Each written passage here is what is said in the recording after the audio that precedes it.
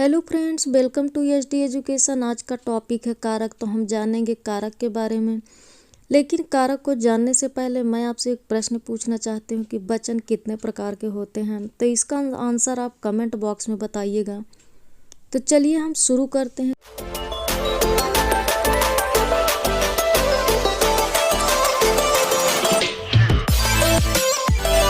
कारक क्या है और किसे कहते हैं? कारक की संख्या कितनी मानी गई है हिंदी भाषा में, और विभक्तियों की संख्या या विभक्ति कितनी होती हैं? तो चलिए हम शुरू करते हैं। कारक। तो कारक का अर्थ होता है किसी कार्य को करने वाला, किसी कार्य को करने वाला कारक कहलाता है। अर्थात हम कह सकते हैं कि वाक्य में कर्ता तथा अन्य पदों का क्रिया के साथ संबंध व्यक्त करने वाला व्यक्ति या संबंध करने वाले शब्द कारक कहलाते हैं। अतः वे संज्ञा या सर्वनाम जिस रूप से उसका संबंध वाक्य में क्रिया के साथ जाना जाए या बताया जाए, उसे ही हम कारक कहते हैं। और कारक का महत्वपूर्ण स्थान है या वाक्य में प्रयोग किए जाने वाले शब्दों का अलग अलग महत्वपूर्ण स्थान है, और इसीलिए कारक चिन्हों का महत्वपूर्ण स्थान है। तो हम जानेंगे हिंदी भाषा में कारक की संख्या 8 मानी गई है, और कौन सा कारक चिन्ह किस विभक्ति और किस कारक में आएगा। तो हम कारक को या कारक के चिन्हों को हम परसर्ग के नाम से भी जानते हैं। तो हम एक उदाहरण के माध्यम से देखेंगे कि कारक का इस महत्वपूर्ण स्थान क्यों है। तो किसी वाक्य के अर्थ को स्पष्ट करने के लिए ही हम कारक चिन्हों का प्रयोग करते हैं। जैसे राम ने रावण को बाण से मारा। जैसे यहाँ पर ने, को, से, ये कारक चिन्हों का प्रयोग हुआ है। अगर हम इन कारक चिन्हों को हटा दें तो इन सभी शब्दों का कोई भी स्पष्ट अर्थ नहीं निकलेगा, और इसीलिए हम कारक चिन्हों का प्रयोग अर्थ की स्पष्टता के लिए हम कारक चिन्हों का प्रयोग करते हैं। जैसे राम के साथ ने परसर्ग का प्रयोग किया गया, तो राम यहाँ पर एक कर्ता कारक है।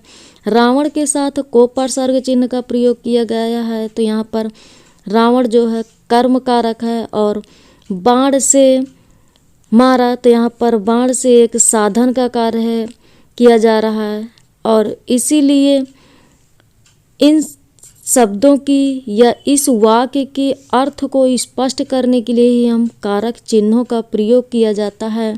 इसीलिए इनका एक अपना महत्वपूर्ण स्थान है। लेकिन कारक का प्रभाव क्रिया पर पड़ता है। जैसे हम देखेंगे कि नरेश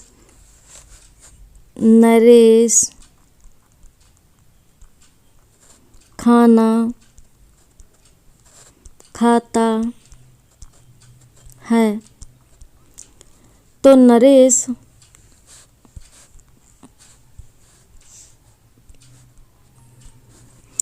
यहाँ पर कर्ता कारक है, और खाना खाने का कार्य कौन कर रहा है। तो यहाँ पर खाना एक क्रिया है, नरेश एक कर्ता है। इसीलिए क्रिया का प्रभाव पड़ता है, कारक पर क्रिया का प्रभाव पड़ता है। इसीलिए कारक चिन्हों का महत्वपूर्ण स्थान है। तो अब हम देखते हैं हिंदी भाषा में कारक की संख्या 8 मानी गई है, और विभक्तियों की संख्या 7 मानी गई है। जिसमें से विभक्ति है पहली है प्रथमा विभक्ति, दूसरी है द्वितीय विभक्ति, तृतीया विभक्ति, चतुर्थी विभक्ति, पंचमी विभक्ति, षष्ठी विभक्ति और सप्तमी विभक्तियों का प्रयोग किया गया है। तब हम देखेंगे कि कौन सी विभक्ति में कौन सा कारक प्रयोग किया जाता है। तो पहला है कर्ता कारक प्रथमा विभक्ति में प्रयोग किया जाता है, जिसका प्रसर्ग चिन्ह ने है। कर्म कारक का प्रसर्ग चिन्ह को है, द्वितीय विभक्ति में प्रयोग किया जाता है। करण कारक का प्रयोग से, द्वारा या लगाव को व्यक्त किया जाता है, तो तृतीय विभक्ति में प्रयोग किया जाता है। संप्रदान कारक के लिए प्रयोग किया जाता है या दान के भाव के अर्थ में प्रयोग किया जाता है, इसीलिए इसको चतुर्थी विभक्ति में प्रयोग किया जाता है। और आपादान कारक से या अलगाव को व्यक्त करता है, इसीलिए इसको हम पंचमी विभक्ति में प्रयोग करते हैं। और संबंध कारक का, के, की, रा, रे, री षष्ठी विभक्ति में प्रयोग किया जाता है। और का, के, की का प्रयोग संज्ञा या सर्वनाम में किया जाता है और रा, रे, री का प्रयोग सर्वनाम में प्रयोग किया जाता है। और नेक्स्ट है अधिकरण का प्रसर्ग चिन्ह में पर सप्तमी विभक्ति में प्रयोग किया जाता है। और संबोधन का प्रयोग या कारक चिन्ह हे, ओ, अरे संबोधन के लिए प्रयोग किया जाता है।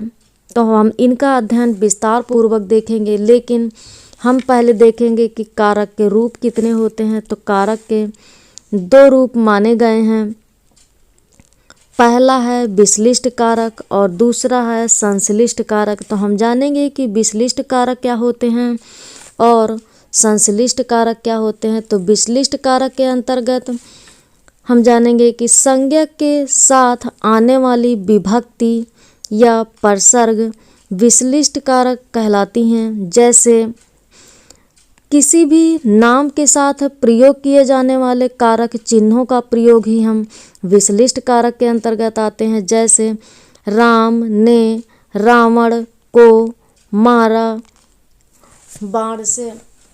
तो यहाँ पर संज्ञा के साथ ने प्रसर्ग चिन्ह का प्रयोग किया गया है और रावण भी एक संज्ञा ही है, तो संज्ञा के साथ यहाँ पर को प्रसर्ग चिन्ह का प्रयोग किया गया है। और इसीलिए किसी भी संज्ञा के साथ प्रयोग किए जाने वाले विभक्ति या कारक चिन्हों का प्रयोग हम करते हैं तो वे विश्लिष्ट कारक कहलाते हैं। और संश्लिष्ट कारक वे कारक कहलाते हैं जो सर्वनाम के साथ आने वाला प्रसर्ग या विभक्ति संश्लिष्ट कारक कहलाता है, अर्थात जो सर्वनाम के साथ प्रयोग किए जाते हैं कारक चिन्ह उन्हें ही हम संश्लिष्ट कारक कहते हैं। जैसे उसने उसको उससे मारा, तो यहाँ पर उसने और उससे एक सर्वनाम है, इसीलिए जो शब्द सर्वनाम या जो कारक चिन्ह सर्वनाम के साथ प्रयोग किए जाते हैं वे शब्द संश्लिष्ट कारक कहलाते हैं।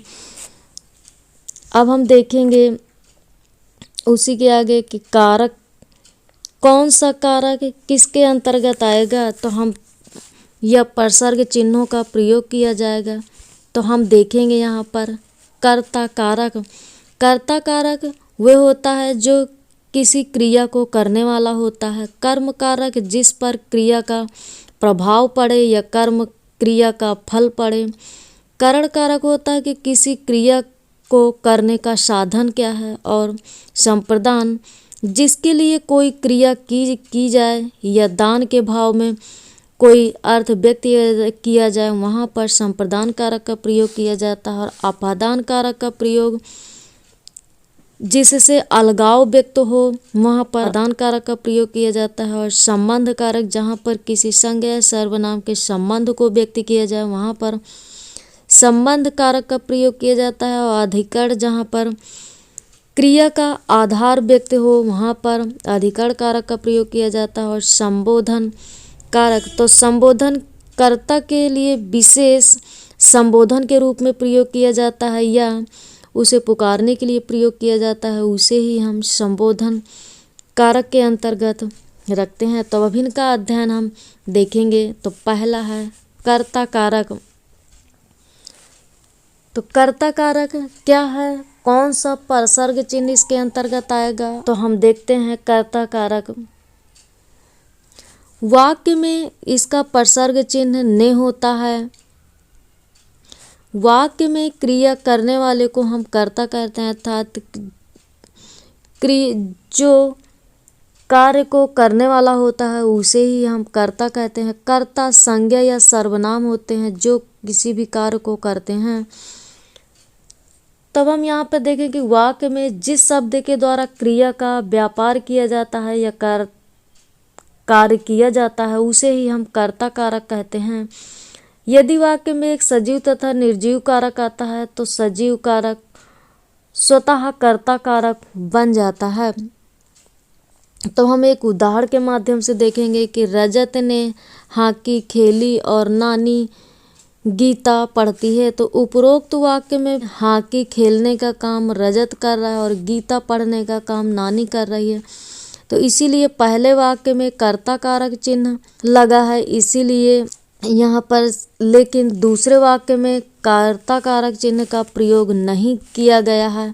इसीलिए हम कह सकते हैं कि कुछ कर्ता कारक ऐसे होते हैं जो ने कारक ने चिन्ह का प्रयोग किया जाता है और कुछ में ने परसर्ग चिन्ह अप्रत्यक्ष रूप से होता है। तो हम देखेंगे कि कर्ता कारक के भी दो भेद होते हैं। तो कर्ता कारक के कौन कौन से भेद होते हैं? तो कर्ता कारक के दो भेद माने गए हैं। तो हम देखेंगे कर्ता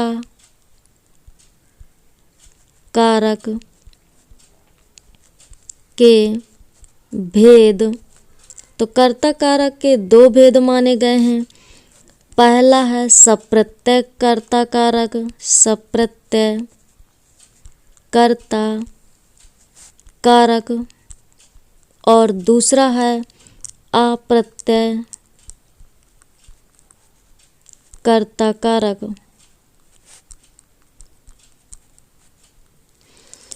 तो हम कह सकते हैं कि सप्रत्यय कर्ता कारक क्या है और किसे कहते हैं? तो सप्रत्यय कर्ता कारक वे कारक हैं जिस संज्ञा या सर्वनाम के साथ ने परसर्ग चिन्ह का प्रयोग हो वो सप्रत्यय कारक कहलाता है, और जिस संज्ञा या सर्वनाम के साथ ने परसर्ग का प्रयोग नहीं होता है वे अप्रत्यय कर्ता कारक कहलाते हैं।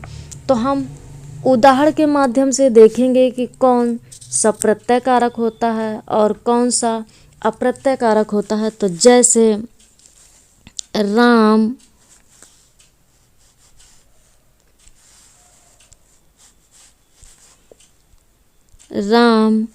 ने पुस्तक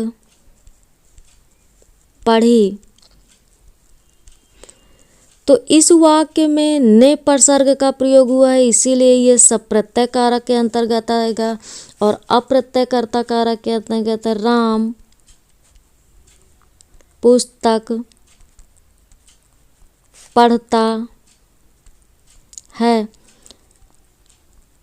इसमें ने परसर्ग का, इस वाक्य में ने परसर्ग चिन्ह का प्रयोग नहीं हुआ है, इसीलिए यहाँ पर ये अप्रत्यय कर्ता कारक का प्रयोग हुआ है। तो अतः हम कह सकते हैं कि सप्रत्यय कारक वे कारक हैं जिनके साथ ने, जिस संज्ञा या सर्वनाम के साथ ने परसर्ग चिन्ह का प्रयोग होता है वो सप्रत्यय कारक कहलाते हैं, और जिन संज्ञा या सर्वनाम के साथ अप्रत्यय कारक का प्रयोग नहीं होता है तो वहाँ पर वे अप्रत्यय कारक का प्रयोग होता है। तो अब हम दूसरा देखेंगे कर्म कारक क्या है और कर्म कारक का परसर्ग चिन्ह क्या है। तो कर्म कारक का परसर्ग चिन्ह को होता है, जैसे इसके नाम से ही स्पष्ट है कि क्रिया का, वाक्य में क्रिया का फल जिस संज्ञा या सर्वनाम पर पड़े उसे ही हम कर्म कारक कहलाते हैं, या कर्ता के कार्य का प्रभाव जिस पर पड़ता है उसे ही हम कर्म कारक कहते हैं। और इसका चिन्ह होता है इसका परसर्ग या चिन्ह होता है को। तो हम देखेंगे दादी ने समाचार पत्र पढ़ा, रजनी ने अनुच्छेद लिखा। यहाँ क्रिया का फल समाचार पत्र और अनुच्छेद पर पड़ रहा है, तो इसीलिए हम कह सकते हैं कि ये कर्म कारक हैं या कर्म कारक कहलाते हैं। लेकिन वाक्य में कभी कभी क्रिया के साथ कर्म उपस्थित होता है और कभी कभी क्रिया के साथ कर्म अनुपस्थित होता है, या अनुपस्थित होने के साथ साथ संभावना व्यक्त की जाती है, तो वहाँ पर भी हम कर्म कारक का प्रयोग किया जाता है। या क्रिया विशेषण के योग में भी हम कर्म कारक का प्रयोग करते हैं। तो क्रिया विशेषण के योग में जैसे हम देखेंगे कि महिमा, धीरे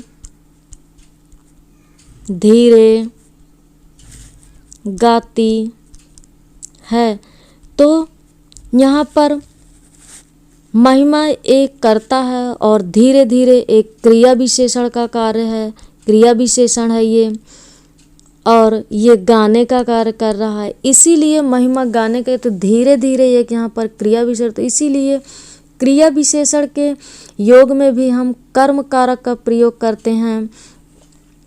और संस्कृत की जो 16 धातुएं होती हैं उसमें भी हम कर्म कारक का प्रयोग करते हैं, या द्विकर्मक क्रियाएं होती हैं 16 धातु में, तो उन्हीं को ही हम कर्म कारक में प्रयोग करते हैं। तो हम देखेंगे कि संस्कृत की जो 16 धातुएं हैं वे कौन कौन सी हैं, उसमें भी हम कर्म कारक का प्रयोग करते हैं। जैसे मांग, दंड, दुह, पूछना, बोलना, सुनना, ले जाना,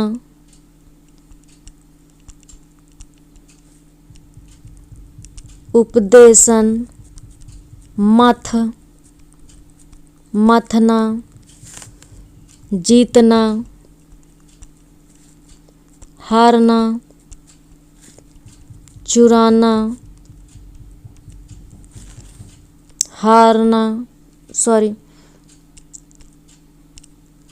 चीखना,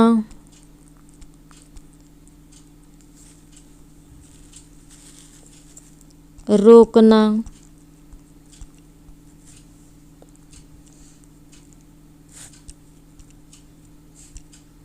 पकाना आदि 16 धातुओं में भी कर्म कारक का प्रयोग किया जाता है।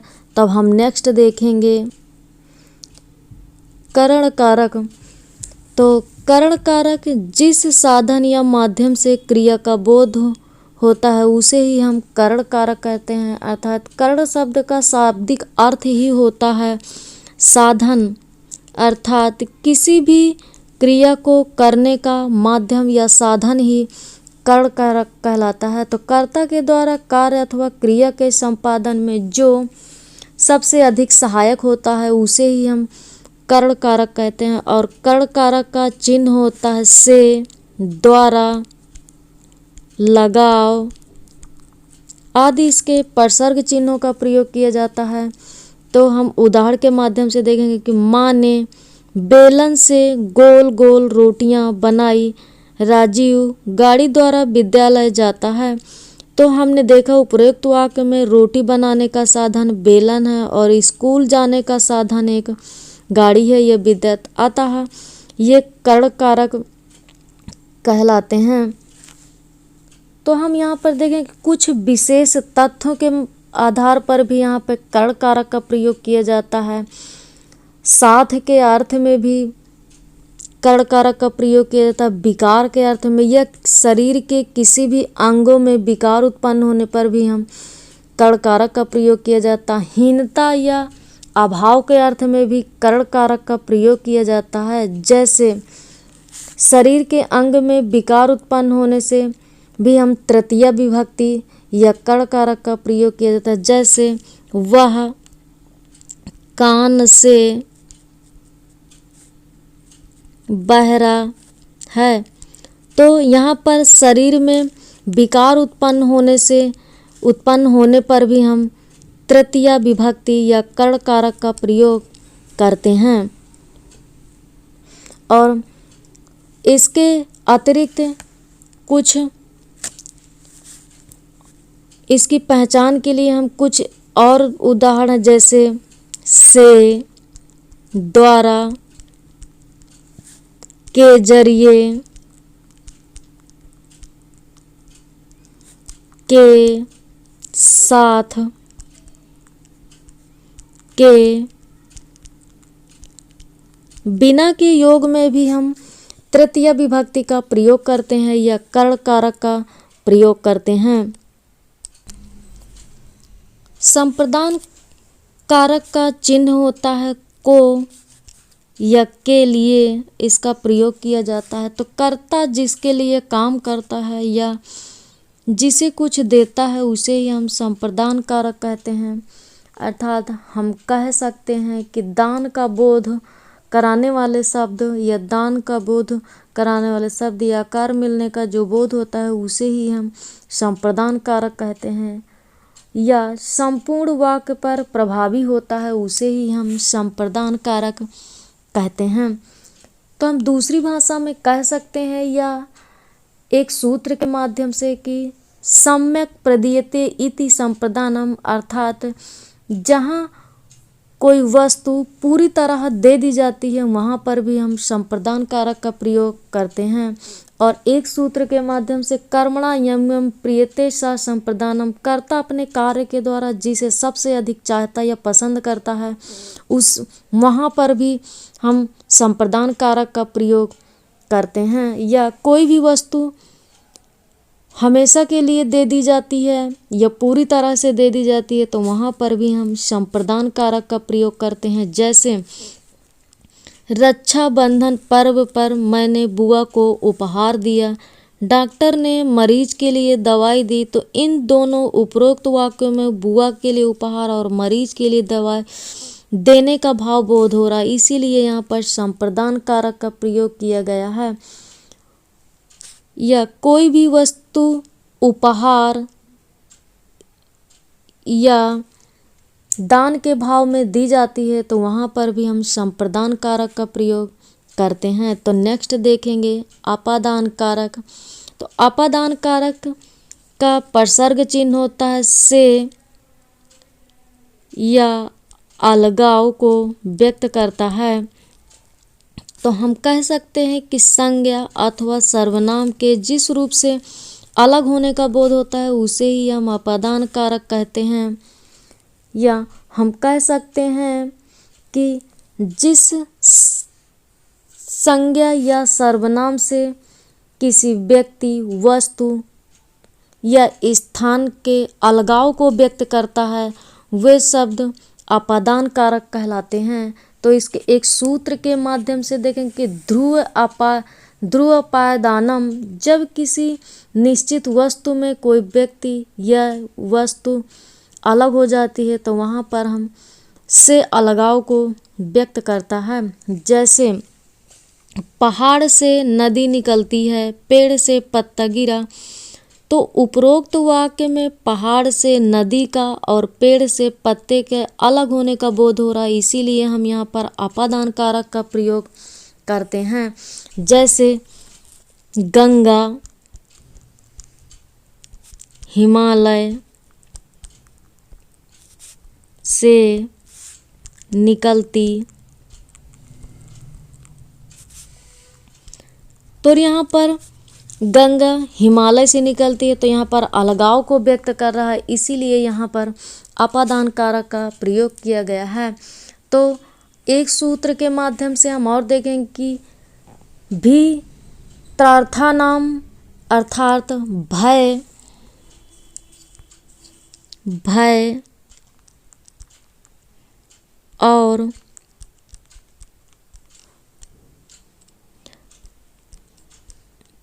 रक्षा के योग में भी हम पंचमी विभक्ति का प्रयोग करते हैं, अर्थात तुलना में भी हम पंचमी विभक्ति का प्रयोग करते हैं या अपादान कारक का प्रयोग किया जाता है।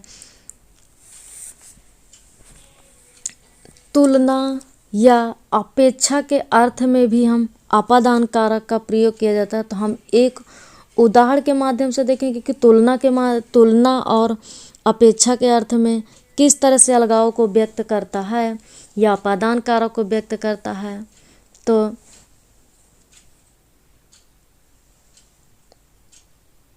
रमेश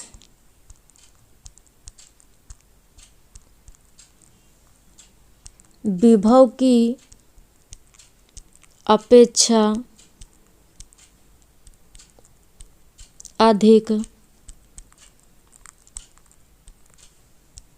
विनम्र है। तो यहाँ पर जो अपेक्षा आया है कि रमेश विभव की अपेक्षा अधिक विनम्र है, तो इसीलिए तुलना या अपेक्षा के अर्थ में भी अपादान कारक का प्रयोग किया गया है। और हम यहाँ पर देखेंगे कि भय और रक्षा के योग में किस तरह से अपादान कारक का प्रयोग किया गया है। तो एक उदाहरण के माध्यम से देखेंगे कि रमेश बालक की सिंह से रक्षा करता है। तो यहाँ पर रक्षा या भय के अर्थ में भी हम अपादान कारक का प्रयोग करेंगे। तब हम नेक्स्ट देखेंगे संबंध कारक क्या है और संबंध कारक का परसर्ग चिन्ह क्या है। तो संबंध कारक का परसर्ग चिन्ह का, के, की, रा, रे, री, ना, ने, नी आदि परसर्ग चिन्हों का प्रयोग किया गया है। तो का और का, के, की संज्ञा या सर्वनाम के साथ प्रयोग किए जाते हैं, लेकिन रा, रे, री ये सारे शब्द सिर्फ सर्वनाम के साथ प्रयोग किए जाते हैं, जैसे हमारा, हमारी, हमारे आदि ये सारे शब्द सर्वनाम के साथ प्रयोग किए जाते हैं। इसीलिए इन कारक चिन्हों का प्रयोग संज्ञा या सर्वनाम के साथ संबंध को व्यक्त करने के लिए प्रकट किए जाते हैं। तो इसीलिए ये सारे शब्द संबंध कारक चिन्ह के अंतर्गत प्रयोग किए जाते हैं या संबंध कारक के अंतर्गत प्रयोग किए जाते हैं। शब्दों के जिस रूप से वस्तु व्यक्ति का पारस्परिक संबंध प्रकट होता है वहाँ पर संबंध कारक का प्रयोग होता है। जैसे वाक्य के दो शब्दों के मध्य संबंध को व्यक्त करने वाले चिन्हों को हम संबंध कारक कहते हैं या संबंध कारक का प्रयोग किया जाता है। या संबंध के योग में हम षष्ठी विभक्ति का प्रयोग करते हैं, या हम कह सकते हैं कि जब कोई वस्तु किसी को किसी कारण, उद्देश्य या हेतु से दी जाती है तो वहाँ पर भी संबंध कारक का प्रयोग किया जाता है। या जहाँ किसी की अवमानना या अपमान के योग में किया जाता है तो वहाँ पर भी हम संबंध कारक का प्रयोग किया जाता है। तो जैसे हम देखेंगे कि वह मेरा भाई है, वह मेरा भाई है। तो यहाँ पर जो ये मेरा है और तो ये सर्वनाम के साथ प्रयोग किया गया है, इसीलिए इसे संबंध कारक के अंतर्गत रखा गया है। और दूसरा है जतिन का घर बहुत सुंदर है, तो जतिन जो संज्ञा के साथ प्रयोग किया गया है तो इसीलिए यहाँ पर संज्ञा या सर्वनाम के साथ प्रयोग के जाने तो का शब्द का प्रयोग है। और तुम्हारे पिताजी मुंबई गए तो तुम्हारे यहाँ पर ये सर्वनाम पिताजी से पहले आया है तुम्हारे, तो यहाँ पर तुम्हारे भी एक सर्वनाम है। तो इसीलिए ये यहाँ पर जतिन का घर से और तुम्हारे पिताजी से संबंध का बोध हो रहा है, इसीलिए यहाँ पर संबंध कारक का प्रयोग किया गया है। तब हम नेक्स्ट देखेंगे अधिकरण कारक क्या है। अधिकरण कारक के अंदर कौन सा परसर्ग चिन्ह का प्रयोग किया गया, तो में पर अधिकरण कारक का परसर्ग चिन्ह होता है वे कारक जिन क्रिया के साथ आधार या आश्रय का बोध होता है वे सारे शब्द अधिकरण कारक कहलाते हैं। जैसे क्रिया के आधार में अधिकरण कारक होता है, जहाँ अधिकरण कारक होता है वहाँ पर सप्तमी विभक्ति का प्रयोग किया जाता है। जैसे खाना मेज पर लगा है, पुस्तकें अलमारी में हैं, तो इन दोनों वाक्यों में खाना मेज पर और पुस्तकें अलमारी में, तो ये स्थान का बोध करा रहा है, इसीलिए यहाँ पर अधिकरण कारक का प्रयोग किया गया है। तो हम इसके अन्य तथ्य भी देखेंगे कि कहाँ कहाँ पर अधिकरण कारक का प्रयोग किया जाता है। तो जहाँ कर्ता किसी विशेष उद्देश्य की पूर्ति के लिए क्रिया या कार्य को संपादित किया जाए, कोई विशेष उद्देश्य हो, वहाँ पर भी अधिकरण कारक का प्रयोग किया जाता है। जैसे शिकारी दांत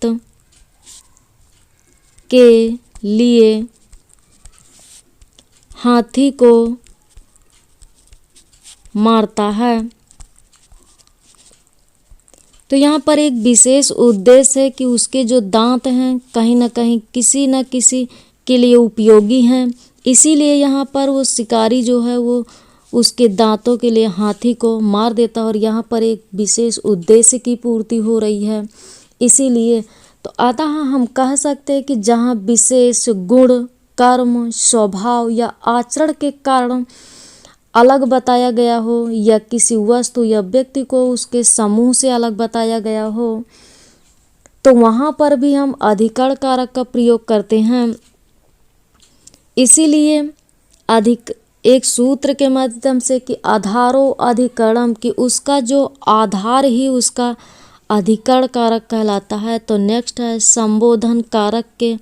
संबोधन कारक का परसर्ग चिन्ह है हे, अरे, ओ आदि शब्द आदि परसर्ग चिन्हों का प्रयोग किया गया। संज्ञा के जिस रूप से किसी को संबोधन करने अथवा पुकारने का बोध होता है उसे हम संबोधन कारक कहते हैं। जैसे हे भगवान मदद करो, अरे तुम्हें चोट तो नहीं लगी।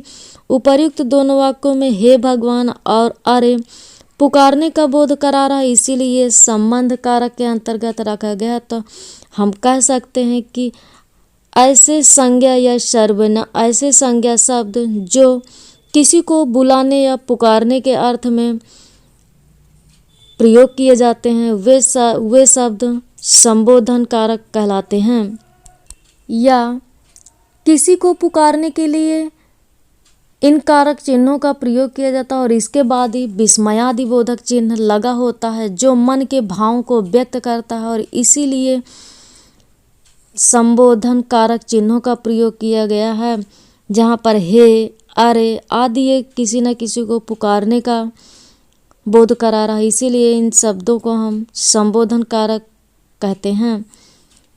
तो चलिए हम मिलते हैं नेक्स्ट वीडियो में। धन्यवाद।